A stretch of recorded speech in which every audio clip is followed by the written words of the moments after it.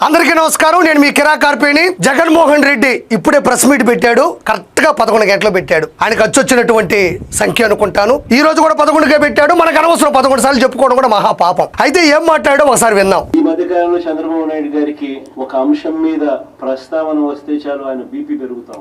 పొరపాటున నారా చంద్రబాబు నాయుడు గారికి బీపీ పెరుగుతుందా లేదంటే గడ్డం పెరుగుతుందా? నువ్వు యాని చూస్తుండవు, వెనక నుంచి చూస్తున్నావా లేదంటే దరిదాపుల్లో తిరుగుతున్నావా అర్థం కావడంలే. నిజంగా చెప్తున్నా, నారా చంద్రబాబు నాయుడు గారి దరిదాపుల్లో ఉన్నా వెనకున్నా ఎంతో కొంత బాగుపడి ఉండేవాడివి. నువ్వు సొంత చెల్లిని కన్నతల్లిని ఎలా చూసుకోవాలో నీకు తెలుసుండేది. బాబాని ఎంత గౌరవించి పక్కన పెట్టుకోవాలో నీకు తెలుసుండేది. ఈరోజు అసెంబ్లీకి ఎలా రావాలో నీకు తెలుసుండేది. రాజకీయం ఎలా చేయాలో ఆ దరిదాపుల్లో ఉంటే ఎంతో కొంత ఆయన గాలి తగిలే బాగుపడి ఉండేవాడు అని ఈరోజు నేను మనస్ఫూర్తిగా నువ్వు పెట్టిన 11 గంటల ప్రెస్ మీట్కి నేను ఇస్తున్నటువంటి జవాబు. పొరపాటున చంద్రబాబు నాయుడు గారికి ఎవరైనా కూడా నిద్రలో మావిగన్ అని అన్నారంటే చాలు బహుశా గుండాకి చనిపోతారు. నారా చంద్రబాబు నాయుడు గారు నిద్రలో ఉంటే ఎవరైనా మావిగన్ అంటే ఆయన ఏమైపోతాడని చెప్తున్నాడు. నీ బతుకు జాడ. రాజకీయాల్లో ప్రత్యర్థులు ఉంటారు, అభ్యర్థులు ఉంటారు, పక్షం ఉంటుంది, ప్రతిపక్షం ఉంటుంది, రకరకాల పార్టీలు ఉంటాయి. మాట్లాడే పద్ధతి ఒకటి ఉంటుందిగా. మావే గన్, మీవే గన్లు, గంజాయిలు మీవే. కాబట్టి ఈ రోజు రోడ్డు మీద అడుక్కునే స్థితికి 11కు పడిపోయింది వైఎస్ఆర్సీపీ. గుండె ఆగిపోతుందా? ఎవరికి గుండె ఆగిపోతుంది? అసెంబ్లీకి రా అన్నా అంటే చాలు గుండె అయిపోయేది నీకు. సొంత చెల్లెలు ప్రెస్ మీట్ పెడితే చాలు గుండె అయిపోయేది నీకు. సొంత తల్లి సోషల్ మీడియాలో ప్రెస్ నోట్ వదిలితే చాలు గుండె అయిపోయేది నీకు. సునీత గారు కోటి మెట్లు ఎక్కి మా నాన్నకు న్యాయం చేయండి చాలు అంటే చాలు గుండె అయిపోయేది నీకు. అంతెందుకో ఎన్ని పెట్టుకున్నావు కదా, ఇన్ని సోషల్ మీడియాకు సంబంధించినటువంటి మైకులు, వాటి ముందు నువ్వు ప్రిపేర్ అయ్యి ఏదో రాసుకొని వచ్చావు కదా. అవి కాకుండా వీళ్ళల్లో నీ సోషల్ మీడియా, నీ పత్రిక, నీ ఛానల్ కాకుండా వాళ్ళు పొరపాటున ఏదైనా ఒక క్వశ్చన్ అడిగితే చాలు గుండె ఆగిపోయేది నీకు. గుండె ధైర్యం గురించి, గుండె నిబ్బరం గురించి నువ్వు మాట్లాడుతున్నావా? ఈరోజు నారా చంద్రబాబు నాయుడు గారు 76 సంవత్సరాల వయసులో అసెంబ్లీకి వస్తున్నారు, జనాల్లోకి వెళ్తున్నారు, సమస్యలు పరిష్కరిస్తున్నారు, ప్రజల పాలిట దేవుడు అయ్యాడు, 4 సార్లు ముఖ్యమంత్రి అయ్యాడు. ఆయన చూసి నువ్వు నేర్చుకోవాలా.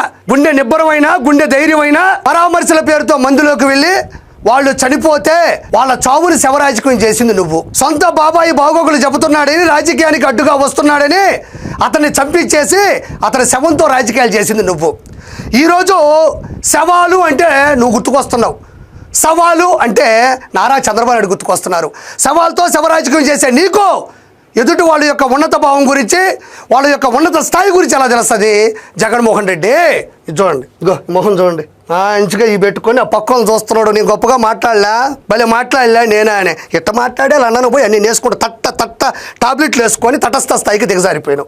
సరే చూడండి, అంతగా ఆయనకు మావిగన్ అనే పేరు వింటే బీపీ పెరుగుతాం. ఎప్పుడైనా మీరైనా పొరపాటున అనండి.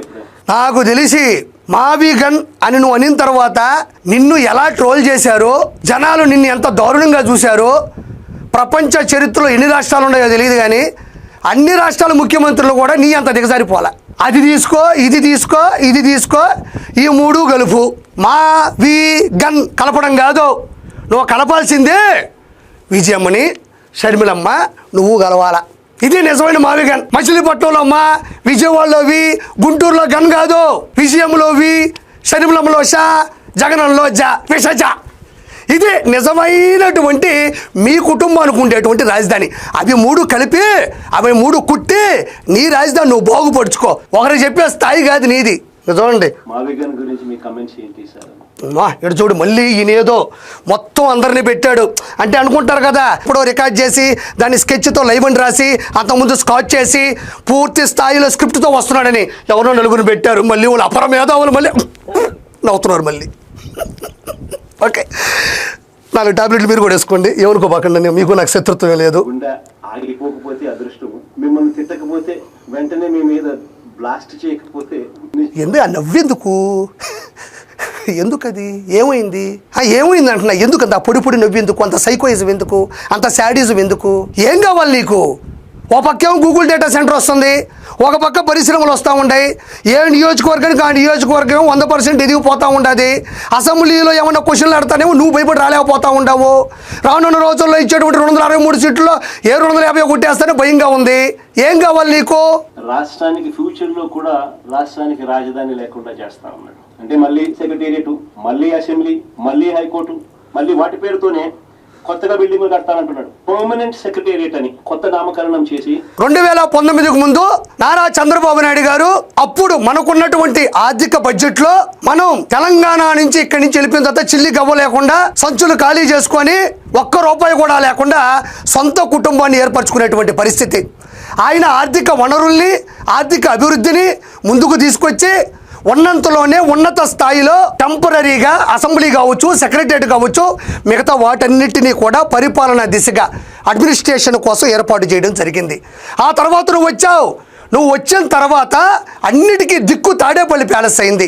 అసెంబ్లీలా, సెక్రటరియట్లా, ఎలాంటి చర్చిల్లా, అన్నిటికీ తాడేపల్లె ఏకైక దశ అయింది. నువ్వు వాటిని అభివృద్ధి చెయ్యకపోగా 3 రాజధానులు అని చెప్పి 3 ముక్కల ఆట ఆడి ఒక్క ఇటుకు కూడా పేర్చలేదు. మళ్ళీ మహానుభావుడు వచ్చిన తర్వాత ఏం చెయ్యాలి?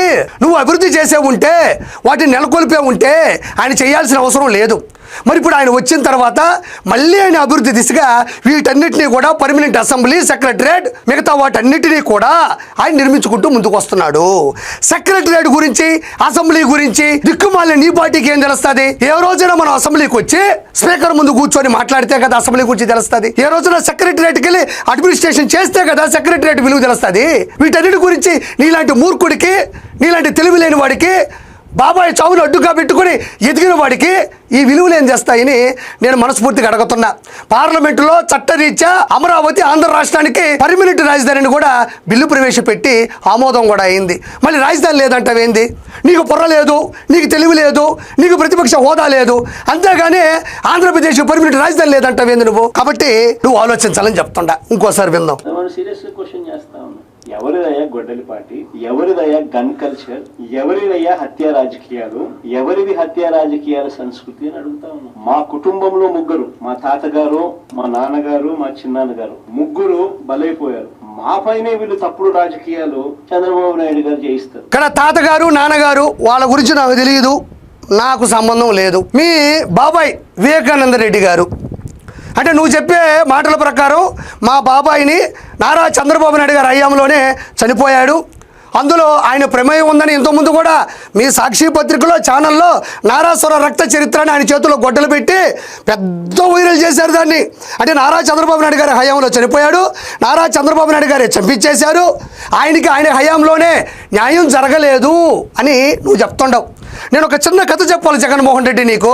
వెస్ట్ బెంగాల్లో రేఖా పాత్ర అనే ఒక దిగువ మధ్య తరగతి కుటుంబానికి చెందిన మహిళ కూతురు డాక్టర్ చదువుకుంది, డాక్టర్గా పనిచేస్తుంది. అపోసపం తెలియని ఆ అమ్మాయిని దొండగులు నీచంగా రేప్ చేస్తే అక్కడ ఉన్నటువంటి ప్రభుత్వం దాన్ని పట్టించుకోకపోతే నరేంద్ర మోదీ గారు డైరెక్ట్గా ఆవిడ దగ్గరికి ప్రత్యక్షంగా వచ్చి నీకు నేను బీజేపీ నుంచి బీఫామ్ ఇస్తా, నీకు న్యాయం జరగట్లేదు, నువ్వు గెలువు, అసెంబ్లీకి రా, నీ కూతురుకు నువ్వే న్యాయం చేసుకో అని చెప్తే ఈరోజు భారతదేశ రాజకీయ చరిత్రలో ఆవిడ యొక్క అత్యున్నత స్థానంలో గెలిచి ఇప్పుడు ఆవిడ తన కూతురిని ఎవరైతే పొట్టన పెట్టుకున్నారో పోరాడుతూ ఉంది, గెలుస్తుంది. ఇది ప్రపంచ చరిత్ర రాజకీయాల్లో కూడా గొప్ప విశేషం ఇది జరగడం. ఇది ఎందుకు చెప్పాను అంటే నారా చంద్రబాబు నాయుడు గారు చేశారు, నారా చంద్రబాబు గారి హయాంలోనే జరిగింది, నారా చంద్రబాబు నాయుడు గారి నారాసుర రక్త చరిత్ర అని అంటున్నావు కదా.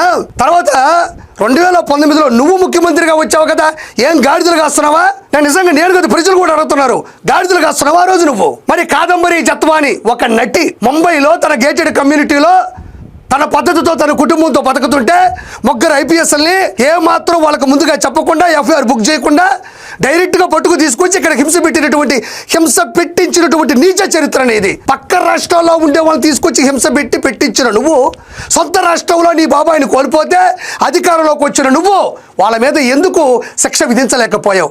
ఎందుకు CID CBI వాళ్ళకి ఆ కేసు వచ్చినప్పుడు కూడా నువ్వెందుకు పోరాడలేకపోయినావు? ఈ రోజుకి నువ్వు కన్నీరు ఎందుకు కార్చలేదు అని ప్రజలు అడుగుతున్నారు. కాబట్టి నువ్వు మాట్లాడే మాటలు ప్రజలు వినే పరిస్థితుల్లో లేరు.